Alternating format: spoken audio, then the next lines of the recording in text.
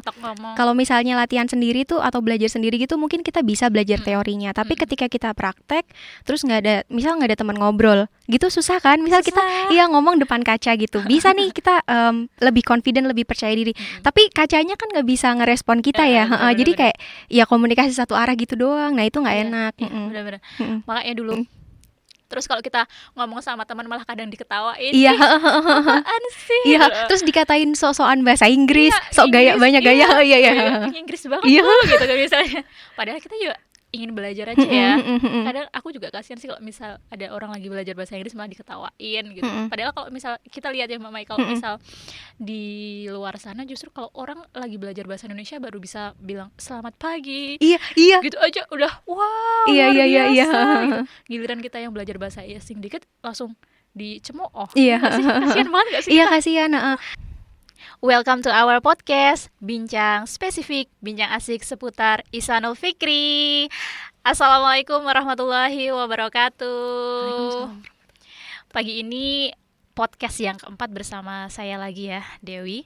Tapi kita dengan bintang tamu atau narasumber yang baru. Saya ditemani oleh Mbak Mai. Oke. Halo Mbak Dewi. Ya, halo, assalamualaikum warahmatullahi wabarakatuh. Waalaikumsalam warahmatullahi wabarakatuh. Oke, saya manggilnya Mbak Mai atau Miss Mai ya? Boleh panggil Mbak Mai, boleh juga panggil Miss Mai. Tapi karena ngajar bahasa Inggris jadi Miss Mai aja deh. Oke, Miss Mai ya. Tapi kebiasaan Mbak jadi kadang Mbak ya. Iya. Oke, Miss Mai. Nah, sebelum kita berbincang lebih lanjut dengan Miss Mai, saya akan membacakan CV yang luar biasa dari Miss Mai. Oke. Nama lengkap Mai Wiliana, biasa dipanggil Miss Mai. Iya, Miss Mai. Miss Mai ini lulusan dari Universitas Tidar, jurusan dari pendidikan bahasa Inggris ya. Iya, pendidikan bahasa Inggris. Kemudian beliau juga kumlot. Kumlot tapi kumlotnya tuh mepet gitu loh. Kumlot juga di sini kumlot ya. Terus dulu juga alumni dari SMKN 1 Magelang. Iya. Kemudian pengalaman organisasi. Wow, ini pengalaman organisasi, dia pernah menjadi ketua dari English Debating Society of Tidar University. Kemudian juga punya pengalaman kerja sampai sekarang ya di SMP IT Ihsanul Fikri. Beliau mengisi matrikulasi bahasa ya. Iya, matrikulasi bahasa untuk kelas 7 dan kelas 8. Juga mengisi di bagian apa ini? Trainernya ya di klub ya, studi club bahasa Inggris. Juga beliau pernah memiliki pengalaman bekerja di Cool Connection Green School Bali Indonesia. Lalu juga pernah punya pengalaman di Batania Language Training Institution. Gimana nih bacanya Pak? Institution. Kemudian juga pernah nih di bagian training ya, pernah menjadi konselor Pre-Service English Teacher Camp Epic 4 di Surabaya. Lalu juga pernah menjadi partisipan di Pre-Service English Teacher Camp Epic 3 di Malang. Kemudian juga ini pernah menjadi co-fasilitator workshop for Skill Bazaar Semarang, dan juga menjadi salah satu founder dari Setu Sore Selo Community. Iya. Setu Sore Community, saya tertarik nih sebelum masuk ke bincang selanjutnya ya. Setu Sore Selo, ini apa ini Mbak Mai? Jadi itu tuh komunitas saya sama teman-teman gitu. Kami tuh awalnya cuma berlima yang menggagas ya, yang punya ide itu. Jadi awalnya tuh kan namanya Setu Sore Selo nih. Nah, kami tuh awalnya berlima tuh kalau Sabtu sore tuh kan selo gitu loh, nggak ada kegiatan. Terus apalagi waktu itu kan masih muda-muda, terus kayak daripada nongkrong doang, terus kayak nggak ada kegiatan positifnya gitu loh. Terus yaudah yuk kita ubah menjadi suatu hal yang positif gitu. Terus dari situlah muncul ide untuk gimana kalau kita membagikan ilmu yang kita punya, karena kebetulan berlima ini tuh jurusan pendidikan bahasa Inggris semua. Nah jadi dari situ terus kami coba untuk yaudah yuk kita ngajar, tapi di mana nih? Terus muncullah ide ngajar di panti asuhan aja yuk. Nah itu jadi setiap Sabtu sore karena kita selo, kita ke panti asuhan aja yuk ngajar bahasa Inggris gitu. Masya Allah, luar biasa ya. Sungguh menginspirasi ya. Jadi ilmunya juga tertular ya, tertular ke yang lainnya. Oke, Mbak Mai ini kan belajar bahasa Inggris. Buat saya sendiri, bahasa Inggris itu kan sesuatu yang sebenarnya gak akrab ya. Kalau dari SD sebenarnya sudah ada ya. Dulu kayaknya saya dapat bahasa Inggris baru kelas 3. Kelas 3 SD, kemudian baru berlanjut sampai akhirnya di universitas juga tetap ada bahasa Inggris. Nah, Mbak Mai sendiri merasa dirinya itu terpanggil menyukai bahasa Inggris itu sejak kapan? Apa memang sudah dari SD suka? Atau ya tiba-tiba aja waktu mau SMA aja baru suka? Mulai kapan itu? Kalau Mbak Dewi tuh kan bahasa Inggrisnya di kelas 3 SD kan? Iya, 3 SD. Nah, kalau saya tuh malah kelas 4 atau kelas 5 ya. Jadi karena SD-nya di kampung kan, di pelosok gitu. Terus sama, Mbak. Iya, terus bahasa Inggrisnya itu di kelas 4 atau kelas 5 itu. Tapi kalau suka bahasa Inggrisnya sendiri itu kayaknya udah jauh pas dari kecil. Karena kebetulan punya kakak kan. Terus waktu saya masih TK mungkin ya. Nah, si kakak ini tuh udah SMA, terus udah ada pelajaran bahasa Inggris gitu loh. Jadi terpapar. Kalau Mbak Dewi tahu dulu ada lagunya Westlife. Nah, gitu-gitu. Yang apa sih judulnya? Ya itulah pokoknya banyak gitu kan. Nah, terus jadi sering dengar dari situ. Terus tertariknya dari situ. Oh, berarti dari kakak, karena kakak sering mungkin mendengarkan lagu bahasa Inggris, kemudian tertarik pengen ngerti ya? Iya, artinya apa sih? Artinya apa? Dari situ ya? Kalau saya dulu malah suka bahasa Inggris karena termotivasi guru sih sebenarnya. Bule saya dulu guru bahasa Inggris, kemudian kalau ngajar tuh asik, kemudian jadi suka bahasa Inggris selain bahasa Indonesia gitu. Berawal dari seorang guru sih sebenarnya. Nah, berarti Mbak Mai sendiri kenapa kok tertariknya ke bahasa Inggris? Itu kan dimulai dari kakak tuh, ada pelajaran, kemudian kan pelajaran namanya anak SD paling kan masih ya mengenal jam, mengenal harinya nggak sih? Iya. Terus mulai lebih fokus lagi waktu kuliah kok saya ingin mengambil bahasa Inggris gitu misalnya. Itu kenapa, ketertarikannya apa? Apa ya? Mungkin karena itu sih. Yang pertama tuh lebih sering terpapar sama bahasa Inggris daripada bahasa yang lain. Kan kalau misalnya zaman sekarang mungkin banyak juga yang sering kayak nonton anime terus jadi pengen belajar bahasa Jepang gitu kan. Bener. Nah, kalau dari dulu tuh kan bahasa yang lebih sering didengar tuh kan bahasa Inggris kan daripada bahasa-bahasa Jepang, bahasa Korea gitu juga belum. Mungkin itu salah satu alasannya. Kemudian kalau selanjutnya tuh karena dulu waktu SMP itu punya guru bahasa Inggris yang super galak. Iya, terus kebetulan tuh si beliau ini tuh karena dulu saya ketua kelas kan, terus kayak apa-apa yang dicari tuh saya gitu loh. Nah, dari situ jadi awalnya kayak tertekan gitu loh. Kok saya terus sih gitu kan. Nah, terus kayak kepaksa gitu akhirnya bisa kayak jadi gitu ya? Jadi suka gitu loh. Suka ya? Justru dari gak suka lah jadi suka ya. Beda dengan saya. Kalau dulu saya karena ya guru bahasa Inggrisnya enak, ya kebetulan kata tadi saudara ya tapi bukan sendiri. Karena persaudaraan kemudian menyukai ya. Enak, terus kayak dari itu jadi suka aja. Ikut dulu juga waktu SMP juga ikut itu kayak klub bahasa Inggris gitu. Dulu saya juga ada SMP klub bahasa Inggris. Tapi kalau dulu yang saya rasa itu fokusnya bahasa Inggris lebih ke vocab sama grammar gitu.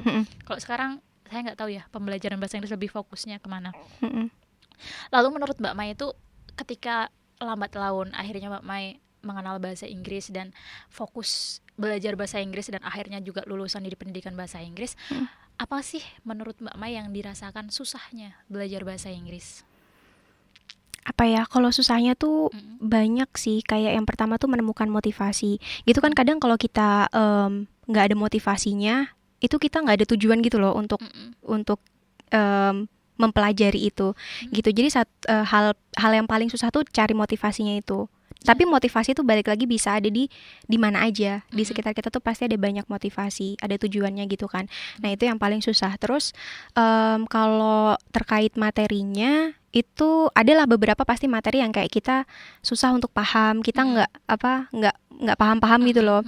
Itu terus selain itu juga kayak nggak ada temennya. Oh iya benar. Nah, iya kan Mbak, kalau misalnya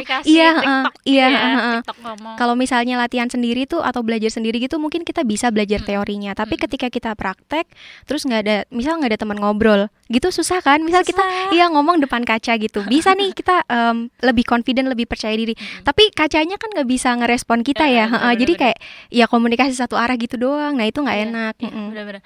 Makanya dulu ikut klub bahasa Inggris saya juga karena itu. Kalau di klub bahasa Inggris kan otomatis semuanya belajar dan di situ pasti akan ada praktek kan, ada praktiknya ngomong gitu. Tapi kalau udah pulang kan ya nggak ada teman ngomong ya. Teman ngomong, ngobrolannya nggak ada. Terus apalagi kalau kita lagi awal-awal belajar bahasa Inggris tuh rasanya tuh kan kita ngomong aja kayak salah-salah mulu nih. Ini harusnya ngomongnya gimana ya? Kan ada atau gimana, harus gimana ini, logatnya harus gimana, nggak tahu. Terus kalau kita ngomong sama teman malah kadang diketawain. Iya. Apaan sih? Iya, terus dikatain sok-sokan bahasa Inggris, sok gaya banyak gaya. Iya. Inggris banget gitu kan misalnya.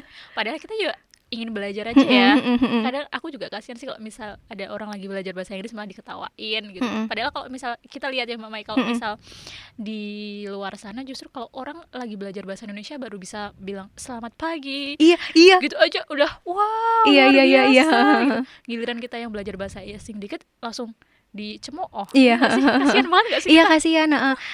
Kalau menurutku kalau misalnya nih ada teman-teman yang apa ya, kayak bikin kita down kayak gitu dengan ngebully kita, atau misalnya kayak bukan ngejelekin sih, apa ya, ngata-ngatain gitulah, ngejek. Nah itu ya udah sih, kita latihan aja. Pokoknya kita terus aja gitu loh. Toh ketika kita bisa bahasa Inggris, atau ketika kita apa ya, kita salah ngomong lah misalnya, atau pas ketika kita belajar itu kan juga nggak merugikan mereka gitu loh, mereka yang ngata-ngatain kita ini. Jadi ya udah terobos aja. Kembali ke diri kita ya, kita yang harus pasang tameng lebih tinggi kalau mau belajar bahasa asing ya. Terus Mbak Mai ini, menurut Mbak Mai itu dulu keuntungan dari belajar bahasa Inggris itu apa? Keuntungannya, kenapa ada untungnya gak? Kalau kita mempelajari sesuatu kan mau nggak mau ya ada untung ada ruginya. Kita harus tahu keuntungan tersebut. Kayak tadi kan tujuan, ada tujuannya. Nah, keuntungan dari belajar bahasa Inggris menurut Mbak Mai itu apa? Keuntungan mungkin salah satunya tuh kita jadi lebih memperluas zona kita gitu Mbak Deo. Zona apa? Zona lingkup apa ya? Ya lingkup pergaulan, terus apalagi ya? Relasi, network. Nah itu juga lebih luas. Kalau misalnya kita katakanlah cuma bisa bahasa daerah kita sendiri, bahasa Jawa kayak, atau ya pokoknya bahasa daerah kita, atau kita cuma bisa bahasa Indonesia, otomatis kan relasi kita ya seputaran orang-orang yang bisa bahasa Indonesia aja gitu loh, atau sekitaran orang yang bisa bahasa Jawa. Tapi ketika kita bisa bahasa Inggris atau bahasa asing lain, apalagi yang bahasanya itu digunakan oleh orang yang masyarakat yang luas banget, nah itu otomatis relasi kita juga akan lebih luas gitu loh. Iya, padahal bahasa Inggris juga kan nggak hanya dipakai di Amerika atau Australia gitu kan, nggak, tapi di negara-negara yang bahkan mereka nggak ngomong bahasa Inggris pun mereka juga pakai gitu loh. Nah itu kan berarti kita bisa ke sana tuh gitu. Itu juga kalau misalnya kita nanti ada rezeki gitu kan, terus kita jalan-jalan gitu ke luar negeri. Nah itu kita tuh bisa apa ya, kita bisa ngobrol sama mereka, misal kita kesasar gitu, terus gampang gitu loh, kita mau tanya kita mau tanya bis ke sana naik apa ya gitu tuh gampang. Tapi kalau misalnya kita nggak bisa bahasa Inggris, ya udah bye gitu loh. Mungkin banyak orang yang bilang kan nggak apa-apa, nanti kita bisa googling gitu. Nah emang provider kita yang di sini nih, yang tetet itu bisa dipakai pas di luar negeri kan belum tentu juga kan. Jadi belajar bahasa itu ya itu keuntungannya, bisa buat bisa jadi salah satu keuntungan ketika kita traveling ya. Ya sih, bayangin kalau misal pengennya tuh suka, apalagi yang suka pergi-pergi sendiri gitu ya, kalau udah bisa bahasa Inggris kamu mau terbang ke Inggris, terbang ke Australia, gitu kan gampang ya, nggak perlu bingung, aduh harus nyewa guide nih, harus penerjemah nih, benar gitu. Jadi kalau kamu pengen ke luar negeri ya paling nggak bahasa yang harus dikuasai bahasa Inggris. Bahasa Inggris. Terus untuk Mbak Mai tadi kan ada tujuan, kemudian juga ada motivasinya. Nah untuk menemukan motivasi dalam diri kita itu gimana nih Mbak? Ketika kita lagi down misalnya, gimana tuh supaya kita tetap fokus ke apa yang ingin kita tuju? Oke. Nah kalau menurut saya salah satu cara supaya kita bisa punya motivasi atau tetap pada tujuan itu, kita harus menyukai hal tersebut. Maksudnya kita harus fokus ke motivasinya itu loh. Misal kalau saya motivasinya karena suka terhadap sesuatu. Misalnya disebut nih. Apa ya? Misalnya kalau saya suka sama One Direction kan. Nah terus kebetulan mereka juga dari Inggris dan mereka berbicara bahasa Inggris gitu loh. Dan juga misalnya berita-berita tentang mereka tuh kan juga dari bahasa disediakan dalam bahasa Inggris. Otomatis kalau misalnya saya bisa bahasa Inggris, saya bisa mempelajari mereka. Lagu-lagu mereka juga dalam bahasa Inggris gitu kan.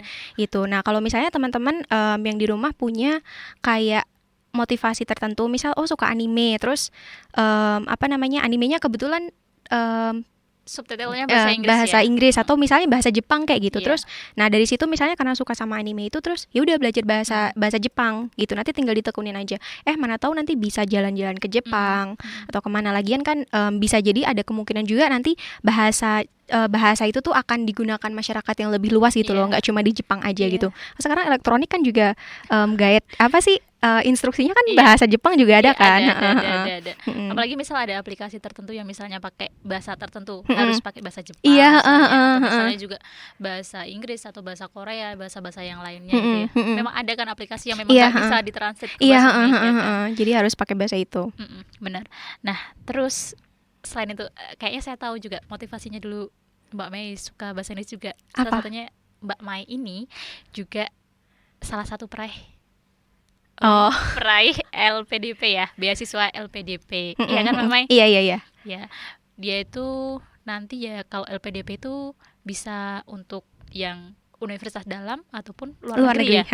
Nah, mungkin bisa disampaikan ke teman-teman yang ada di rumah nih, kira-kira LPDP itu apa sih? Gitu. Oke. Jadi LPDP itu salah satu beasiswa yang disediakan oleh Kemenq atau Kementerian Keuangan. Nah, di situ nanti ada beberapa jalur beasiswa. Kalau saya kebetulan award di tahun 2019. Nah, di saya itu ada banyak jalur, di tahun sekarang juga ada banyak jalur. Nah, sayangnya si beasiswa ini tuh hanya untuk S2 ke atas, yang pendidikannya S2 ke atas. Jadi kalau untuk beasiswa S1 belum ada. Jadi mungkin teman-teman yang masih S1 atau masih SMA atau masih SMA bisa, tapi persiapan dulu dari sekarang. Nanti kalau misalnya udah lulus S1 baru deh bisa apply atau daftar untuk si beasiswa ini.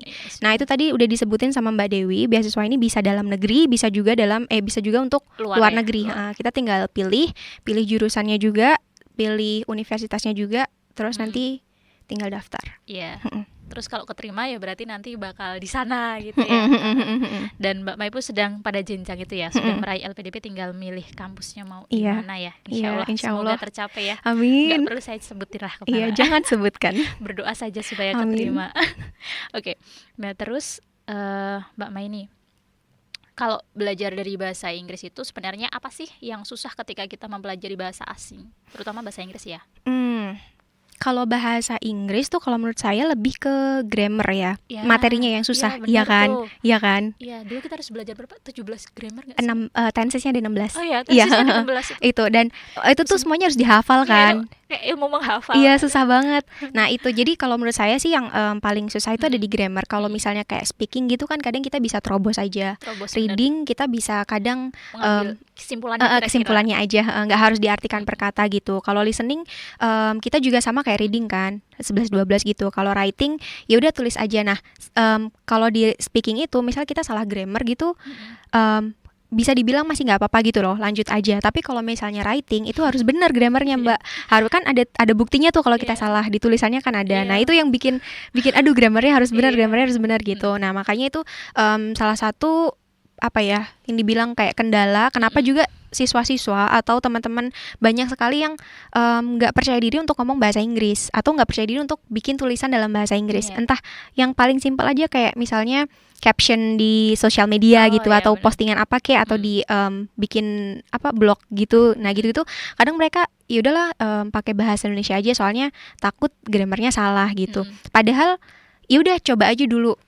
Karena kalau misalnya dari sekarang udah takut grammarnya salah, ya sampai kapanpun nggak akan nyoba kan. Iya, benar. Gitu. Iya sih benar. Kalau saya sih ya karena mungkin bahasa Indonesia, jadi memang fokusnya lebih ke kalau nulis bahasa Indonesia ya. Tapi kalau kalian pengen lebih terasa global ya, orang yang misal pertemanan kalian tuh nggak cuman orang Indonesia, kalau bahasa Inggris mungkin lebih bisa dimengerti ya. Ya sih, saya dulu waktu sekolah juga mikirnya tuh paling susah itu beneran di grammar kan, terutama penggunaan tesisnya. Itu sering salah dan kayak aduh salah ini gimana gitu. Tapi dulu kakak saya sih, kalau saya pernah bilang ya udah sih itu kan buat pelajaran gitu kan. Buat pelajaran, kalau nanti kamu misalnya ngomong sama orang luar yang asli, yang penting dia tuh tahu maksud Iya kamu betul, apa yang penting gitu. paham apa, ketika kita ngomong tuh informasinya tuh saling bertukar, apa sampai iya, yang penting intinya tuh sampai. Dan orang luar tuh malah nggak fokus ke iya, grammar, nggak pernah fokus ke itu gitu kan. Serius, iya serius gitu. Iya, nggak mungkin loh misal kita lagi ngobrol gini terus Mbak Dewi ngomongnya salah grammar ini, terus dibenerin. iya terus aku Mbak salah harusnya nggak gitu, nggak akan, jadi kan nanti mau lupa mau ngomong apa. Bener. Yang penting pede aja ya, kalau ngomong itu pede. Terus kalau dulu tuh media belajarnya Mbak Mai, ini agak nambah lagi nih. Media belajarnya Mbak Mai itu apakah dulu cuma di kelas ya? Maksudnya ketika pelajaran, atau dulu pernah pakai aplikasi tertentu, atau gimana nih cara belajar supaya efektif? Kalau dulu sih kayaknya kalau semasa sekolah sama semasa kuliah tuh konvensional banget ya Mbak. Jadi masih cuma di kelas aja gitu loh. Nggak ada aplikasi tuh dulu belum sehit sekarang. Jadi kayak mentok ya aplikasi kamusku tuh loh, aplikasi kamus gitu doang. Kalau selebihnya tuh nggak ada. Cuman semakin kesini tuh ada satu aplikasi, boleh sebut merek nggak? Ada aplikasi namanya Tit gitu kan. Nah si aplikasi ini tuh bisa dipakai buat belajar bahasa Inggris. Nah sebetulnya nggak hanya bisa bahasa Inggris tapi juga bisa bahasa yang lain, kayak misalnya bahasa apa ya, Jerman, Prancis, pokoknya banyak banget bahasa yang mereka sediakan. Nah itu kita bisa praktis dari basic sampai ke advanced. Jadi levelnya tuh level apa ya, level mendasar dari dasar sampai atas ya? Sampai ahli apa sih ya udah ahlinya, udah pro gitu. Pro. Terus yang yang dipelajari juga banyak gitu loh, nggak hanya bahasanya tapi juga kulturnya atau budayanya. Jadi kan kalau misalnya kita pakai bahasa suatu negara tuh kan kita nggak hanya ngomong bahasanya doang, tapi kita juga menerapkan budayanya mereka gitu loh. Gitu. Sama kayak kalau misalnya di Indonesia tuh kan kalau selamat pagi tuh ya bahasa Indonesia ya, selamat pagi tuh kan ya sampai jam berapa sih Mbak? 9-10. Iya, biasanya. Setelah itu udah siang ya. Nah, kalau dalam bahasa Inggris kan mau jam 11 juga masih good morning gitu loh. Nah, itu. Nah, terus aku punya pengalaman nih, Mbak. Jadi waktu itu tuh kan lagi ngobrol gitu kan sama native, terus ditanyain, "Hi, how are you?" gitu kan. Kan sebetulnya tanya kabar. Kalau di kita di budaya Indonesia tuh kan kalau tanya kabar tuh kita lebih suka jujur kan. Iya, misalnya aku sakit nih atau aku pusing gitu kan. Terus nanti oh yaudah yuk kita ke UKS gitu kan misalnya. Tapi karena itu tuh ngomongnya sama bule, sama native gitu kan. Terus ketika aku ngomong tuh aku jawab kan, saya jawab I'm not feeling well gitu, yang dicuekin gitu loh Mbak. Iya jadi karena karena beda kulturnya gitu. Karena kalau buat mereka tanya kabar tuh ya sekedar basa-basi ya. Jadi jangan tersakiti gitu dah. Malah ke pembahasan lain bilang ya ampun aku udah jawab gini malah nggak dikasih perhatian gitu. Terus kita baper gitu kan, kok gitu sih, jahat banget gitu. Bener sih, kalau belajar bahasa asing itu juga belajar kultur. Soalnya dulu waktu saya kuliah ya, ada bahasa pilihan juga. Kebetulan ngambilnya bahasa Thailand. Wow. Tapi kan sebenarnya kalau dulu dosennya bilang, kalau bilang bukan bahasa Thailand tapi bahasa Thai, bilang bahasa Thai. Oh iya gitu. Terus kita juga belajar kulturnya. Dan ternyata tuh bahasa, kalau saya ke Thailand ya, bahasa Thailand tuh banyak yang sama persis kayak bahasa Indonesia. Banyak. Contoh. Lupa. Itu tahun berapa Mbak belajarnya? Semester 5 waktu kuliah. Jadi 5 tahun yang lalu ya berarti? Berapa sih? 4.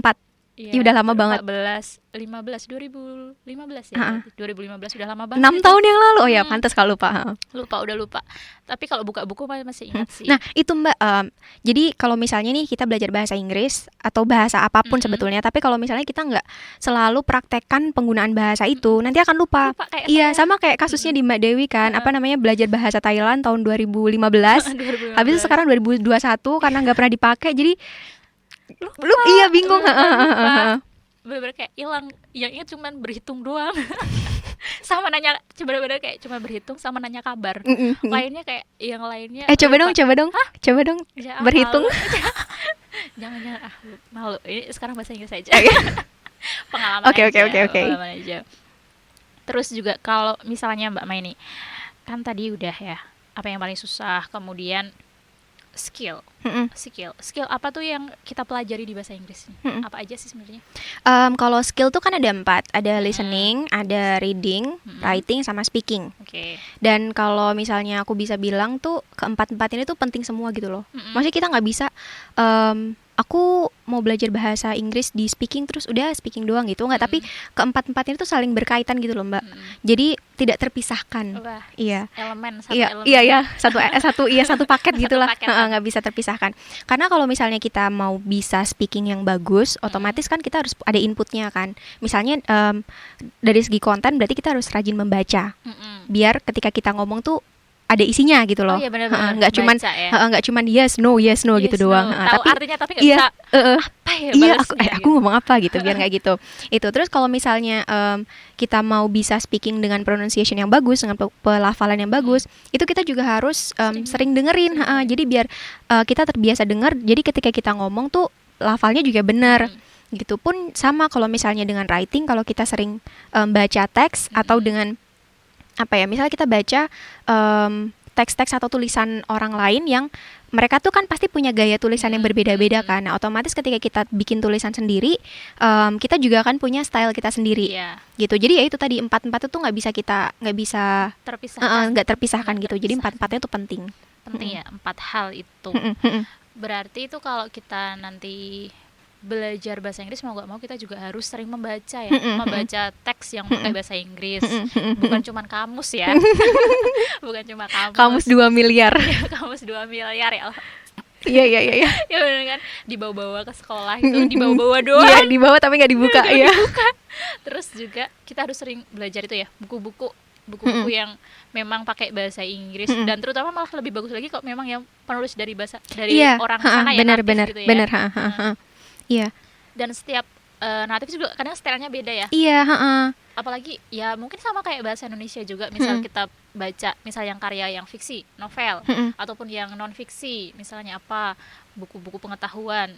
Itu juga kayak stylenya kan berbeda-beda ya. Iya kan, beda penulis, beda stylenya kan. Jadi kayak jadi referensi kita dalam tulisan. Nanti kita akhirnya menemukan gaya kita sendiri. Jadi kalau kita pun juga harus belajar dari buku-buku yang berbeda-beda. Iya nggak? Benar. Sama ya bahasa Indonesia sama bahasa Inggris. Sama, cuman ya kita masih terasa asing aja. Jadi terasa susah. Kalau udah terbiasa ya biasa.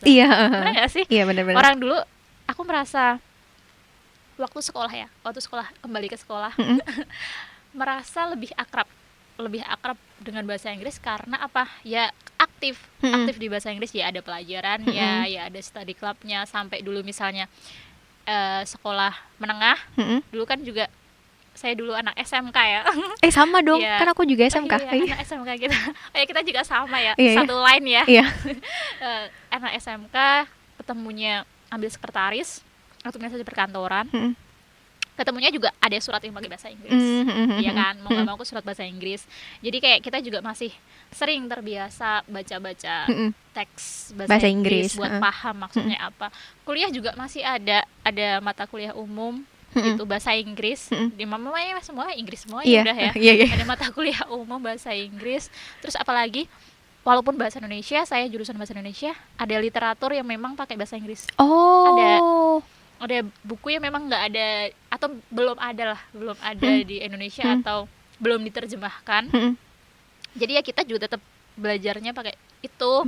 Kita menerjemahkan, baru nanti kita presentasi. Wow. Maksud bukunya apa kita sampaikan ke teman-teman. Iya. Terus juga apalagi kalau dosennya dulu itu lulusan yang luar negeri.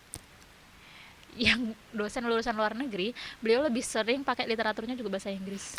Referensinya yang mau nggak mau kayak teksnya mereka juga buku-bukunya banyak pakai bahasa Inggris, dan mau nggak mau ya supaya kita nggak ketinggalan kan harus tahu ya. Iya. Dan otomatis kita kayak sering berjumpa, mau nggak mau dipaksa jadi kayak hafal aja. Apalagi dulu waktu sekolah kayak udah merasa vocabnya banyak, jadi lebih gampang kan paham gitu. Tapi kalau kita udah jarang praktik, jarang ketemu teksnya atau jarang dengerin, itu kayak jadi di kuping kita tuh asing banget gak sih? Iya, ya kan? Di mata kita juga kayak asing banget. Ini apa ya? Ini artinya? Cara bacanya gimana? Ini kayak, artinya apa? Kayak tadi aku kayak belibet. Iya. Belibet banget karena jarang lagi ngomong gitu kan.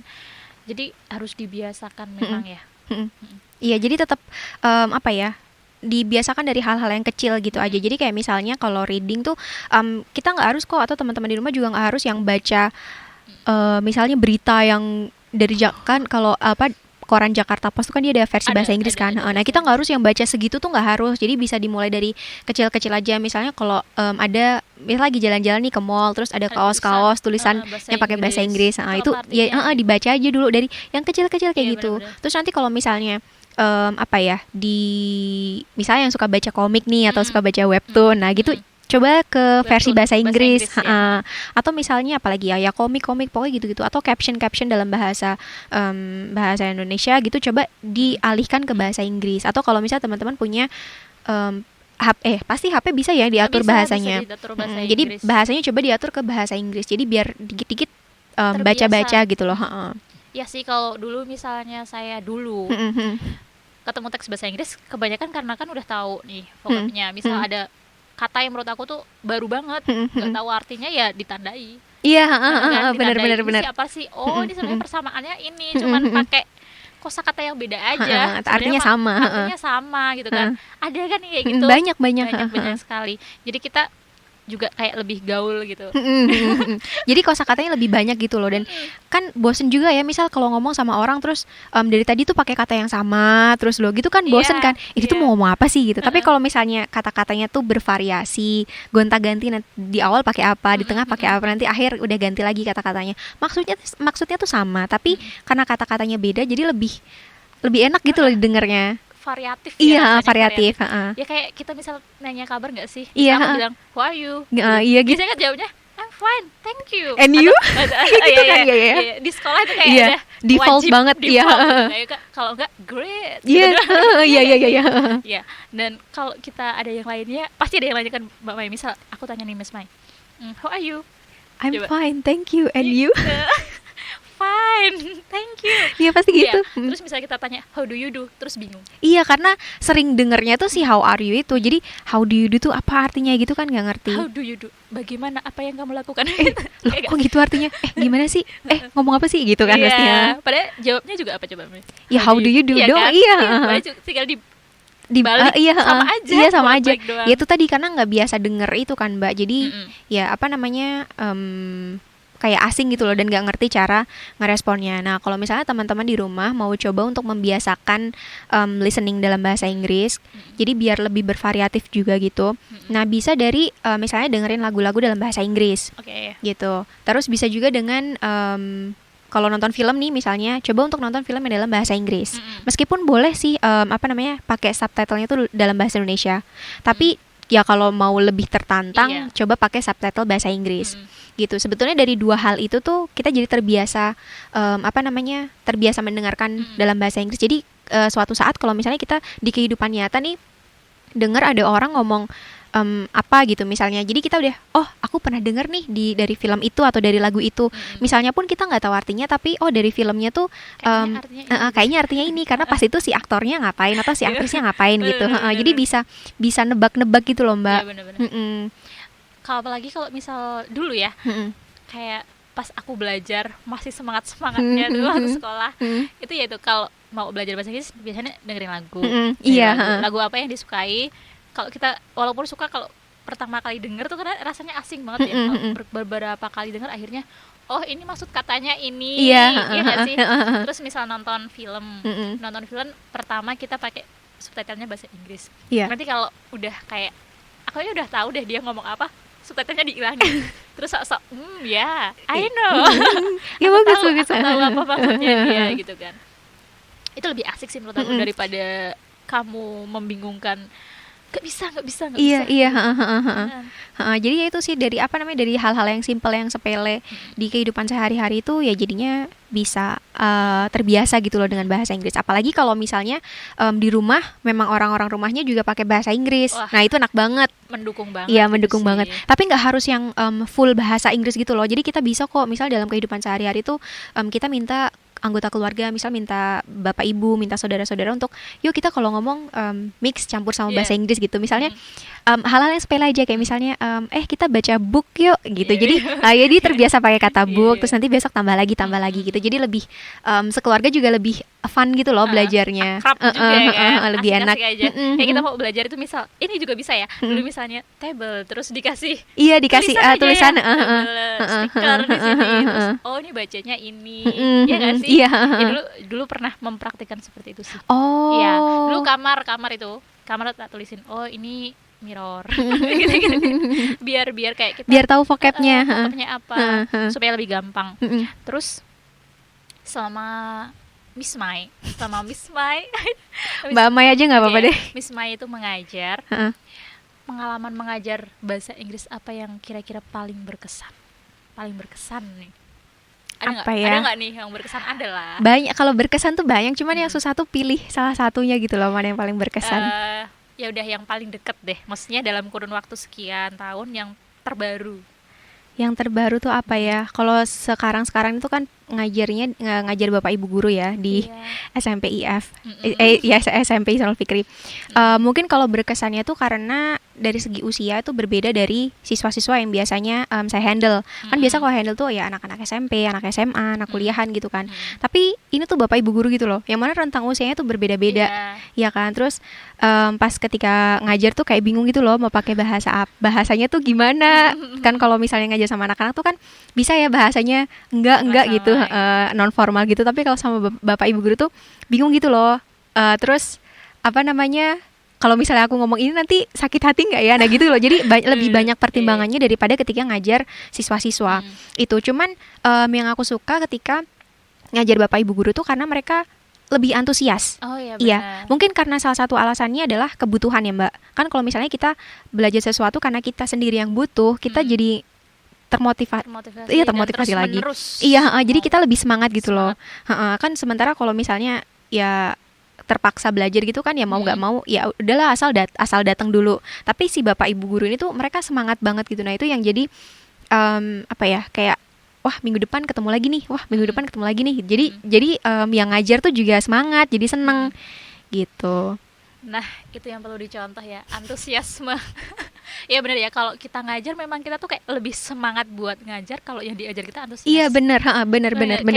Walaupun misalnya yang diajar belum bisa atau misalnya kok nggak bisa nih, tapi kalau kelihatan antusias kita seneng nggak sih? Iya. Terus kayak kita juga semangat gitu kan. Kayak lebih dia harus bisa gitu loh. Tapi kalau kita udah membelajarkan ya semaksimal mungkin, terus yang diajar malah kayak iya enggak.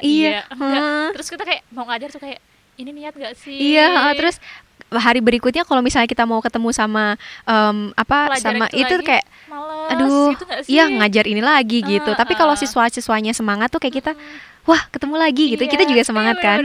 Di bahasa Indonesia juga sama gitu. Iya, kalau misalnya siswanya itu antusias, kita tuh kayak walaupun kita capek tiba-tiba kalau masuk kelas itu kayak wow semangat gitu lagi ya. Karena mereka menyenangkan gitu. Walaupun misalnya nggak bisa nih atau belum bisa, tapi kalau kita masuk kelas terus mereka udah kelihatan ngantuk, udah kelihatan kayak aduh udah jam mau pulang nih gitu misalnya, lihat-lihat jam terus kayak gitu. Terus ngajarin tuh kayak males banget gak sih gitu loh. Ya walaupun kita tetap ya udah mengajar dengan standar gitu loh, dengan standar mengajar yang harusnya biasanya seperti ini. Iya jadi gini loh, kayak misal harusnya kita ngajar gini, kalau sama yang mereka malas ya gini, tapi kalau sama yang antusias kita bisa gini ya. Walaupun siang hari terik gitu, semangat. Sore-sore udah jam mau pulang gitu, kita tetap semangat gitu. Karena orangnya memang memberi kita energi. Iya benar. Energi positif itu memang bagus ya. Menular. Iya. Udah negatif kita juga nerimanya negatif. Kita juga ketularan negatif. Iya, negatif gak jadi positif, tetap negatif. Benar. Terus Mbak Maya sendiri tuh selama mengajar ini pernah nggak mengalami kendala yang kayaknya kok susah banget ya ini diajarkan itu susah banget? Ada nggak tuh bagian tertentu yang menurut Mbak Maya itu susah banget? Kalau yang susah tuh kayaknya grammar ya? Iya, yang jadi grammar tuh dipelajari sendiri juga susah. Maksudnya ketika saya belajar tuh saya juga kesusahan. Ketika ngajar ke murid-murid juga susah. Lagi ya, iya, karena dia tuh kompleks banget gitu loh Mbak. Yang dipelajari tuh luas banget. Terus salah satu huruf aja salah gitu loh. Iya, jadi kan harus teliti banget. Nah, ngajarin ketelitiannya di grammar ini yang susah. Kan kalau misalnya anak-anak tuh kan kadang mereka ya udah pokoknya lanjut terus gitu kan. Nah, kadang mereka tuh nggak peduli gitu loh. Oh, ini kurang huruf apa, ini kurang huruf apa gitu. Jadi itu sih yang susah. Kalau selebihnya kayaknya nggak ada. Nggak ada ya, semuanya oke lah. Di siswa-siswa kita oke aja ya. Oke aja. Dan sebenarnya kalau kita compare ya, karena saya ngajar bahasa Indonesia sama. Bisa bahasa Indonesia kan sebenarnya juga ada grammarnya ya, ada tata bahasanya. Cuma membedakan ini ya, membedakan sebagai dia itu kata depan atau imbuhan aja itu susah banget loh. Iya kan? Iya. Kita berkali-kali walaupun bukan lagi pas materinya kita coba sampaikan, itu masih aja salah. Di sebagai kata depan, di sebagai imbuhan itu masih salah sampai sekarang. Wow. Itu dari kelas 7 sampai kelas 9 itu masih sama seperti itu. Jadi kadang aku kalau mikir belajar bahasa Indonesia tuh nggak usah muluk-muluk apa, tapi kamu tuh yang bagian yang kecil-kecil aja coba kamu perhatikan detailnya. Karena mau nggak mau itu nanti jadi kebiasaan. Iya nggak sih? Di bahasa Inggris juga gitu nggak sih? Iya sama. Kebiasaan kalau udah kita mengabaikan hal kecil, akhirnya hal itu menjadi kebiasaan, salah terus. Dan itu soalnya berlanjut terus. Iya, kamu, setuju. Padahal misal tulisan kamu udah bagus isinya, tapi ternyata di grammarnya itu masih salah-salah terus gitu loh. Itu kan disayangkan banget gitu, menjadi kebiasaan. Iya juga. Iya. Sama di bahasa Inggris juga gitu. Jadi kalau misalnya nih kita sering pakai bahasa Inggris tapi kita sering pakai yang grammarnya salah. Kita tahu nih sebetulnya dia salah, tapi kita nggak pernah mencoba untuk membetulkan gimana sih yang benar tuh kayak apa gitu. Ya udah kita sampai selamanya juga akan pakainya bahasa Inggris yang salah terus gitu loh. Tapi kalau misalnya kita dari sekarang misalnya kita tahu salahnya di mana, terus kita perbaiki dikit-dikit gitu. Nanti kita jadi kebiasaan pakai yang versi yang betul gitu. Seperti apa ya? Gitu. Jadi yang penting kita belajar dikit-dikit tapi bener dulu ya. Belajar banyak tapi kadang malah masih salah, tabas. Jadinya ya kita abai gitu sih. Iya kan? Jadi sampai nanti ya yang kita gunain yang salah-salah terus. Betul. Apalagi di grammar itu. Iya, di grammar. Terus sebenarnya tadi udah agak tersampaikan sih sebenarnya. Tapi supaya lebih fokus lagi nih yang di rumah, supaya lebih fokus. Tips dan trik ala Miss Mai dalam belajar bahasa Inggris itu apa aja nih? Apa ya, sebetulnya kalau tips dan triknya itu ada banyak, tapi salah satunya itu yang jelas latihan terus setiap hari. Pokoknya jangan sampai jangan sampai down ketika lagi latihan gitu. Meskipun misalnya dikata-katain tadi sama teman-temannya, dibilang lo kok sok-sokan banget ya gitu. Yaudah pokoknya latihan aja terus. Jangan patah semangat, latihan terus pakai bahasa Inggris. Entah misalnya dari hal-hal yang kecil, kayak misalnya nulis diary, diubah dari bahasa Indonesia jadi bahasa Inggris.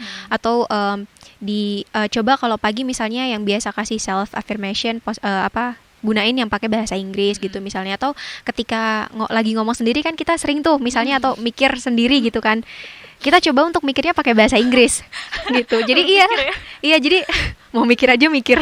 Ya benar. Iya, jadi kalau gitu kita jadi terbiasa juga kan pakai bahasa Inggris. Terus baca juga. Pokoknya kita latihan terus pakai bahasa Inggris dengan cara kita biasain segala hal tuh dengan bahasa Inggris. Sebetulnya nggak hanya bahasa Inggris sih. Misalnya kalau kita pengen latihan, kita pengen bahasa targetnya tuh bahasa Jepang, ya kita selalu pakai bahasa Jepang gitu. Itu terus selain itu juga cari teman. Karena kalau misalnya kita belajar sendiri itu kita ngerasa sepi, terus nggak ada feedbacknya nggak ada yang betulin kita kalau kita salah. Terus kita juga semakin lama semakin malas gitu loh, kayak semakin loyo gitu loh. Tapi kalau misalnya ada temannya, itu kita ada yang ngingetin.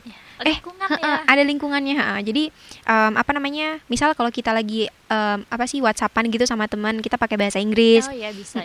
Atau misalnya kita lagi teleponan video call sama temennya gitu, kita ngobrolnya pakai bahasa Inggris. Nah gitu kita jadi lebih lebih semangat. Termotivasi juga karena ada temennya, ada lawan bicara. Soalnya kalau itu tadi kalau ngomong biasa tuh kan ngomong sendiri tuh kan kita ngerasa sendirian banget. Terus nggak ada yang bisa betulin gitu loh. Kita kan selalu merasa benar. Tapi kalau ada temennya, nah kita jadi ada yang betulin kita kalau kita salah. Jadi gitu. Ada kayak teman sebaya atau mungkin juga ketika chat dengan Miss Mai. Iya, gunakan bahasa Inggris. Nanti misalnya salah kan bisa dibenarkan. Iya, bisa dibenerin. Nggak usah takut. Iya. Benar sih. Dulu saya juga pernah loh waktu itu selain bahasa Inggris, lagi-lagi ya. Bahasa Thailand. Iya. Kita video call atau kita voice note atau kita nulis, Iya. Itu sok-sok aja pakai bahasa Thailand. Iya, betul gitu. Tapi karena lingkungannya oke-oke aja, sama-sama lagi belajar ya asik ya. Iya, Dan kayak termotivasi selama 1 semester berhenti. Selama 1 semester berhenti. Ya berarti kalau kita mau belajar bahasa Inggris, kita harus menemukan circle yang memang bisa mendukung kita juga ya. Yang apalagi yang sama-sama juga mereka sedang mempelajari bahasa yang sama. Jangan kita mau belajar bahasa Inggris tapi kita temuin teman yang mau belajar bahasa Jerman. Iya benar. Kan nggak bisa, iya. Sama-sama bahasa asing. Iya, sama-sama bahasa Inggris tapi nggak cocok. Iya, makanya. Benar. Berarti temukan teman yang bisa kita ajak ngobrol, yang bisa ajak kita nanti saling membenarkan ya. Saling kasih feedback ya. Saling mengoreksi saling mengoreksi mana yang salah, mana yang benar. Terus juga sebenarnya kalau kita mau ya, ada aplikasi-aplikasi tertentu itu kan tadi yang bahkan kita bisa langsung ngomong ke natif nggak sih? Iya, setahu aku ada sih, tapi iya, itu ada. Misal mau tanya aplikasinya apa, bisa tanya ke Miss Maya aja nanti ya. Aplikasinya apa? Saya juga dulu pernah pakai sih sebenarnya. Gimana pengalamannya pakai aplikasi? Asik karena kalau kita pakai aplikasi, misal kita nggak punya teman bicara langsung, pakai aplikasi kita misal ngomong ini, terus sananya nanti bisa ngejawab, ini belum betul, yang benar tuh cara ngomongnya begini.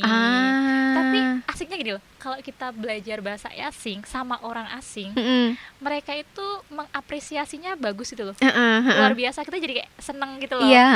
Bukan yang ih salah loh. Iya, jahat banget. Tapi kalau dari orang luar justru bilangnya udah bagus kok gitu.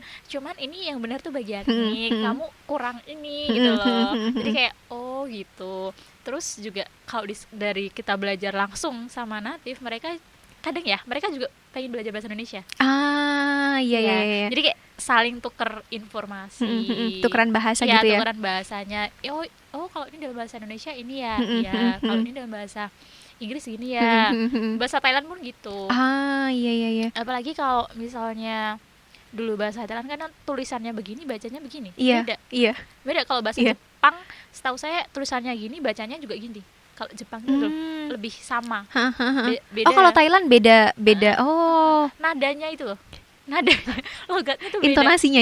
Iya, cuman beda dia naik atau turun atau datar aja.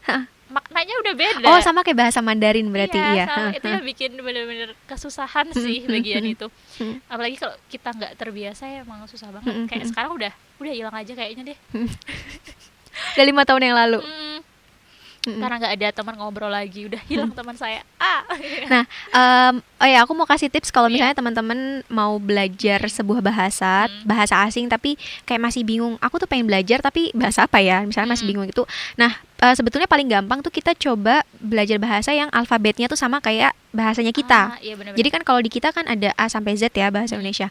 Nah, kita juga belajar yang mereka pakai alfabet yang sama. Soalnya kalau misalnya pakai alfabet yang beda, kayak misalnya bahasa Korea, bahasa Jepang, apalagi bahasa Jepang ada 3 kan. Nah itu kita lebih susah karena kita harus hafalin vocabnya juga, terus hafalin alfabetnya juga, penulisannya juga. Padahal penulisannya juga nggak bisa kalau asal coretan gitu kan. Coretannya kan juga ada aturannya, mana yang pertama, mana yang kedua gitu.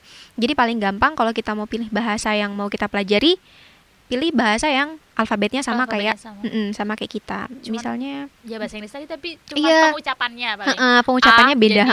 Jadi jadi itulah kenapa dia jadi banyak dipelajari, ya itu karena dia memang bisa dibilang gampang gitu loh daripada bahasa lain. Iya sih. Kalau dulu Thailand juga saya cuma sampai ke berbicara. Maksudnya bagaimana cara berbicara, karena juga penulisannya ya. Penulisannya ketika belajar itu tetap pakai alfabet. Enggak pakai huruf alfabet A sampai Z maksudnya. Iya. Cuman bacanya tuh harus gimana? Soalnya kalau misalnya kita ya Thailand, Jepang, terus Korea, Cina, itu kalau belajar penulisannya lagi butuh waktu lebih banyak. Iya kan. Kecuali kalau kita lagi kursus ya. Memang kalau kursus mungkin ada kursus yang berbicara sama menulis. Kalau dulu kan saya lebih kayak fokusnya ke ngomong, bicara. Jadi nggak ke tulisan yang itu. Iya, paham. Luar biasa yang uniknya nggak bisa. Itu mirip kayak aksara Jawa nggak sih? Mirip apa lengkungannya gitu ya. Pagi dulu saya juga belajar bahasa Sanskerta. Wow. Random sekali. Kan? Enggak sih, bukan random sebenarnya, karena bahasa Indonesia, saya balik ke Indonesia. Bahasa Indonesia itu juga salah satunya juga mengambil dari bahasa itu, bahasa Sanskerta. Jadi kita juga belajar bahasa Sanskerta, bahasa Arab itu belajar. Tapi kalau Mbak Dewi dulu pas belajar bahasa Sanskerta itu karena memang ada salah satu mata kuliah. Oke. Bahasa Arab, bahasa Sanskerta itu memang ada mata pelajaran. Oh, gitu. Mata kuliah. Kalau bahasa Thailand bahasa pilihan aja. Oke. Jadi ada bahasa Sanskerta, ternyata itu yang Sanskerta diambil, mungkin diserap ke bahasa Jawa, terus kemudian diserap ke bahasa Indonesia, atau ada yang dari memang Sanskerta kemudian ke bahasa Indonesia. Gitu. Arab juga gitu sih sebenarnya. Apa sih namanya kalau bahasa Arab dipakai di bahasa Indonesia tuh? Bahasa pinjaman bukan? Apa sih namanya? Iya, serapan ya. Diserap gitu ya, karena memang kalau bahasa Indonesianya kita kan itu ya nyerap dari berbagai bahasa yang udah ada. Bahasa Belanda juga bahasa lain-lainnya lah. Bahasa yang pernah menjajah kita. Iya kan? Iya. Tapi hebatnya akhirnya kita punya bahasa sendiri. Iya. Itu luar biasa loh. Gimana dulu pendiri bangsa kita memikirkan harus punya bahasa persatuan. Wow. Iya gak? Wow. Iya kan? Kalau misalnya yang lain-lainnya dulu kan akhirnya cuma pakai bahasa Inggris. Bahasa Inggris dipakai di mana-mana. Ada yang Inggris British, ada yang Inggris Amerika, ada Inggris yang lainnya gitu kan. Tapi kalau bahasa Indonesia ya ada sendiri milik Indonesia gitu kan. Itu keren ya. Mantap. Keren. Gitu sih Mas. Perbincangan kita menurut saya hari ini tuh sungguh menyenangkan. Wow. Saya senang berbicara dengan Miss Mai. Saya juga senang ngobrol sama Mbak Dewi. Iya. Jadi kalau tadi kita bicara ya, ada kalimat yang saya sukai dan mungkin juga sudah teman-teman di rumah pernah baca atau pernah dengar, bahkan mungkin pernah ditemukan di ulangan. Iya, ada kalimat gini. Utamakan bahasa Indonesia, kuasai bahasa asing, lestarikan bahasa daerah. Gak sih? Iya. Keren banget gak sih kata-katanya? Iya. Kita harus mengutamakan punya bahasa sendiri, bahasa Indonesia harus mengutamakan. Terus kita harus menguasai bahasa asing. Iya, tetap belajar bahasa lain. Kata Miss Mai, itu loh. Jadi lebih luas lingkungan pergaulannya menjadi lebih luas. Terus dan melestarikan bahasa daerah, bahasa ibu kita ya. Kalau saya juga punya bahasa ibu kan, selain bahasa Indonesia, bahasa Jawa. Bahasa ibunya. Jadi semua hal itu harus kita miliki, nggak bisa kita lupakan. Kalau misalnya dari bahasa daerah kita belajar tentang unggah-ungguh, kan? Kayak tadi jadi mau membelajarkan gimana sih untuk orang umur sekian, gitu kan? Kita belajar di situ kan. Kalau di Inggris kan kita nggak ada, semuanya mau sama orang tua, mau sama orang yang lebih muda ya, terus. Kayak misal aku nonton film bahasa Inggris aja, panggil ke ayahnya aja tetap nama ayahnya aja. Iya benar. Ini anak. Ini kalau kita nggak belajar kulturnya kurang aja. Iya. Kita akan bilang kayak gitu. Padahal itu emang biasa di sana. Akrabnya aja gitu. Justru kalau malah yang nggak akrab, malah yang ada Mister, Mrs. gitu nggak sih? Iya, lebih formal aja. Benar. Gitu. Jadi selain kita belajar bahasa, kita juga harus belajar kulturnya ya. Kulturnya. Gitu ya. Oke. Kayaknya udah ke acara yang terakhir nih. Oke. Bintang-bintang kita kayaknya udah cukup panjang, lama, mendetail. Mendetail. Nanti misalnya kurang detail atau ada hal-hal yang ditanyakan, mungkin nanti bisa request ya, bahas lagi dong gitu, boleh. Part 2 gitu misalnya, gitu ya. Oke Miss Mai, terima kasih telah bersamai saya. Sama-sama sudah mengundang saya hari ini. Saya sungguh termotivasi dengan Miss Mai. Alhamdulillah. Semoga apa yang disampaikan Miss Mai juga bisa nanti saya lakukan dan juga teman-teman yang di rumah. Oke Miss Mai, semoga puasanya lancar ya. Terima kasih, amin. Kita tutup podcast hari ini. Wassalamualaikum warahmatullahi wabarakatuh. Waalaikumsalam warahmatullahi wabarakatuh. Oke Miss Mai, kalau kita belajar bahasa Inggris kan kita kadang kesusahan itu karena nggak ada lawan bicara. Seperti tadi ya, misalnya ngomong ke kaca doang kan, kaca hanya memantulkan apa yang kita bicarakan ya. Malah kadang kita melihat aplikasi. Coba ulang dulu. Sorry. Aku mikir, loh kok lawan bicara? Aku pikir mau ngomongin aplikasi Ome TV jadinya. Enggak kan? Berarti kalau aku ini aja, aku nanti ngomongin tentang si aplikasi Duolingo yang bisa buat praktis biasa. Nanti terus Mbak Dewi nambahin tentang aplikasi yang bisa ngomong sama native. Itu aplikasinya namanya masih ada nggak ya? Coba deh, aku cari dulu ya. Oke.